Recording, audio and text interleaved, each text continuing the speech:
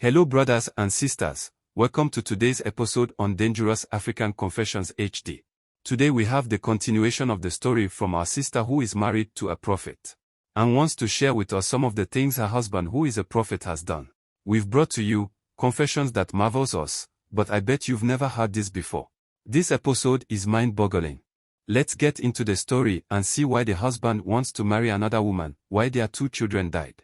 Let's go and listen to the story. We got to the hospital and our doctor also examined him and said the same thing, that nothing medically was wrong with him. He also tried calling Gabriel but didn't answer. So, there is this pastor friend that I know. I called him and explained the situation to him. He said he was coming over immediately. When Prophet Mike entered the ward and saw Joseph, he was unusually quiet. He shook his head and told me to come with him.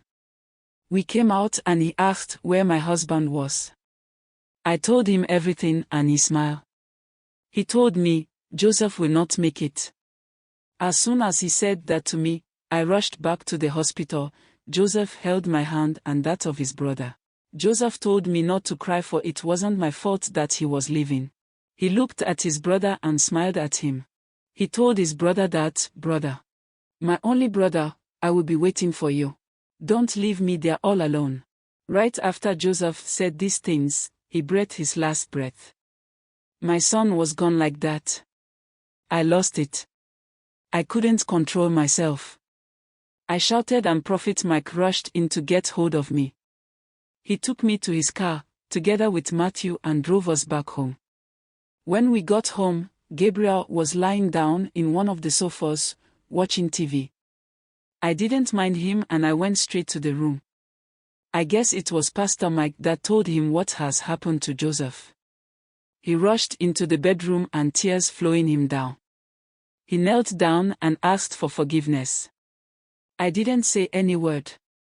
Fast forward, we buried Joseph, my son. Things were not easy for me as a mother who has lost her child. I couldn't go for service and meetings as the mother of the church. In about some months after the death of my son, the church began to see increase in number. Things began to work in a way that was not humanly possible.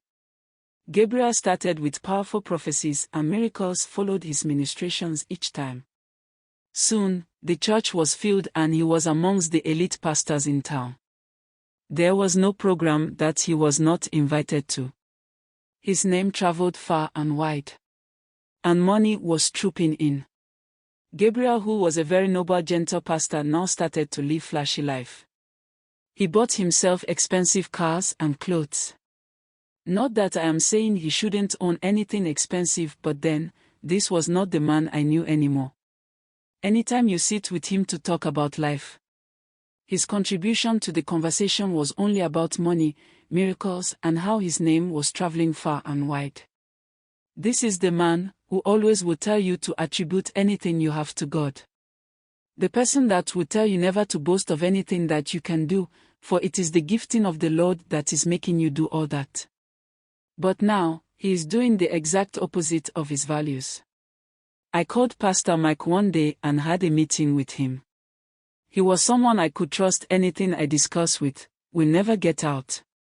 So, I told him about my husband's sudden change in behavior. I pleaded with him to remember me in prayer. Things went on for a while and rumors started coming out that my husband was sleeping with some of the ladies in the church. Because nobody could give me concrete proof, I had to do my own investigations into the rumors. One day, one of the female elders of the church approached me. She told that she has seen my husband and a lady in our church called Grace in some ways that she doesn't like. So, I should be more vigilant. I thanked her and promised to take the matter serious. So, I called Grace into my office. I asked her straightforward what was going on between herself and my husband. But she denied everything and even went on to say that she doesn't even remember the last time she had a one-on-one conversation with my husband. So, I allowed her to go. When I got home that evening, I confronted my husband about Grace. And he told me that there was nothing going on between them. and that she only comes to him for prayers and directions since Grace brought her case to him, in order for him to help her spiritually. So, I asked him when last he saw or talked to Grace, which he said in about a week ago. Right there I knew something was not right. Because Grace told me, she doesn't even remember the last time she had a discussion with my husband. I needed to find proof of whatever that was between them. One day, Pastor Mike called me and told me that he sees a dark covering on our house and the church as well. He said he didn't understand why my husband is not seeing it. He told me to tell my husband about it so we can pray and cast whatever that is from the house and the church. I told my husband about it that evening. I told him I had a dream about the church and that was what I saw in the dream. He told me to fast about it, since I was the one God revealed it to. He said, if God wanted him to do anything about that, he wouldn't have bypassed him and told me, since he is the head of the house and a prophet. After he said that to me, I knew my husband was going astray from the road that leads to God. To me, all I cared was to save the church and didn't want us to go back to what happened to us. So, I embarked on 21 days fasting and prayers. Pastor Mike was also helping me in prayers and fasting too. Just about a week into the fasting and prayers, my husband returned from a trip that he had embarked on. Just as he entered the house and saw me, he gave me a strong warning, never to discuss him or any issue pertaining to his church with anyone or risk losing my marriage. He said this and pushed me inside the sofa. He of course didn't care where I was going to land when he pushed me. What has come over this man? I asked myself. So, when I finished the fasting, I told Pastor Mike what my husband had done and the threat of divorcing me if I ever talked to anyone about him again. He said he was extending his fasting and prayers to 40 days. For the Lord will surely speak after the 40 days. I traveled to go visit my mother. I had even forgotten about Pastor Mike and the fasting. In my second day at my mother's place, Pastor Mike called me and told me about what he saw in a vision. Please kindly subscribe, share and like our videos. Kindly hit the notification bell so you will be the first to get notification to our videos when we upload. Thank you and let's get back to the story. I traveled to go visit my mother. I had even forgotten about Pastor Mike and the fasting. In my second day at my mother's place, Pastor Mike called me and told me about what he saw in a vision. He said that he saw my husband killing Matthew, my son. And he sees the thing being done just today before 6 p.m. I was confused about what he was saying. How can Gabriel kill his own son? He went on to say that there was a sacrifice that my husband had made and an agreement he has made with the devil to sacrifice his 2 children in exchange for power and affluence. He said I should stop whatever it is that I was doing and rush back to the house. Because if I am able to reach there before 6 p.m., Matthew will not die. It will turn on him, Gabriel. So, I told my mother that an emergency had come up and I was needed back in church. I rushed back to the house. I couldn't believe what I saw with my own eyes. There was blood coming out of Matthew's mouth and he was trying to get up but was too weak to do so.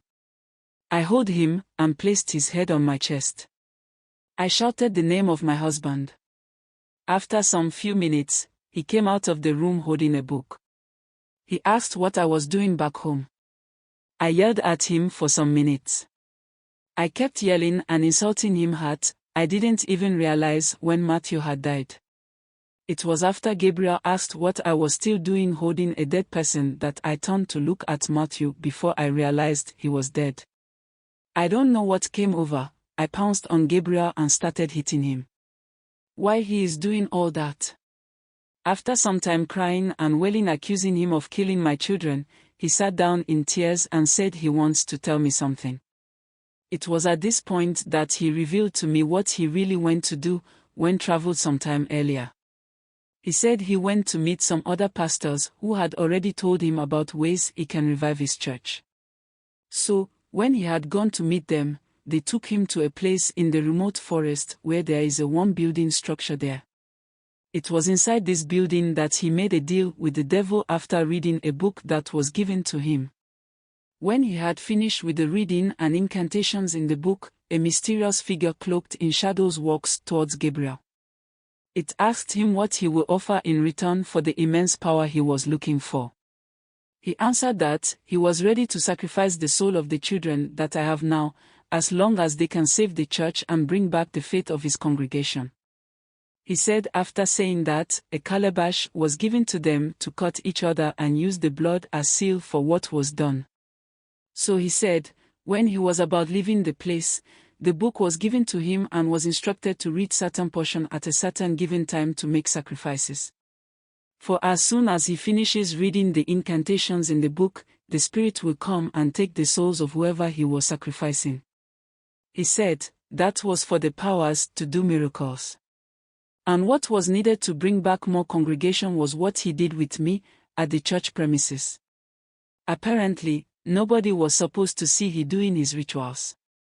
So, me walking in on him meant he was also going to die. Reason is that, the you that was buried was for my soul. He had already thanked the devil with my soul. So I was in line, if everything had gone as was planned. After my son was buried, I packed my things from the house and told him, I wanted a divorce. So, I was at my mother's house when one of the girls that served me in the church called me and told me that there was information going about that Grace was pregnant for Gabriel and that he had even promised to marry her. As I write to you now, I am at my mother's place planning on how to organize my life. I know, sooner than later, a news will come to me from the church. Either his death or his marriage to Grace. Our brothers and sisters do share with us their stories not for sharing's sake, but they are meant for us who still do have chances, not to make these mistakes our brothers and sisters are making. Now my sisters, please don't get into marriages just on the surface value of it. At least get to know the real man behind the mask, before you agree to walk with him on the journey of marriage. Sometimes in the beginning of the relationship, the red flags show up, but sometimes because of money, love and affection, we look over on them, which later will become a huge problem for us in the marriage itself. Please let us be wise and vigilant. Thank you and stay safe, till we meet again.